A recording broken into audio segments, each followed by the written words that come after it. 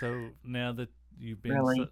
now that you've been saved and married, like you know, we've all been in the walk long enough to know that we're always going to mess up. So what's life been like after getting saved, getting married? How has your relationship with the Lord grown since then? Well, I had a really hard time because I was going to church and taking the kids to church and trying to live the Christian life. My husband, however, was not. And uh, I hope I don't offend him at all by talking about this, but this is my testimony.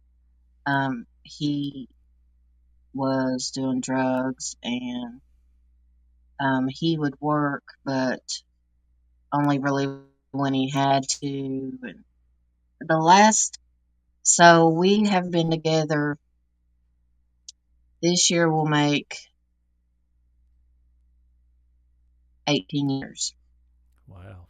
And so there was a period where we had split up because I had had enough. And being a Christian, it was hard because um, it's like a constant tug and pull. I was trying to do Yeah. good and be the good Christian wife and hold my tongue and just pray for him and um, be silent, but then at the same time, the things he was doing, and we were constantly arguing and fighting, not physically, but fighting, and it wasn't healthy for my kids.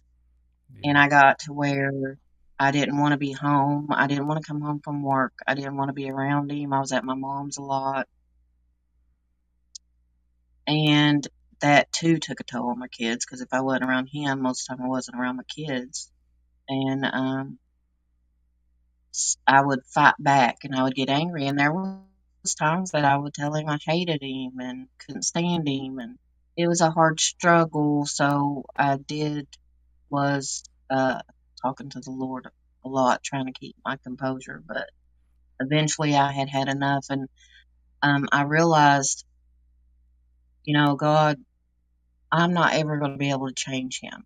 The only person that can change him is you, and I can't do it, and I'm not going to do it anymore. So I had kicked him. I had made him leave.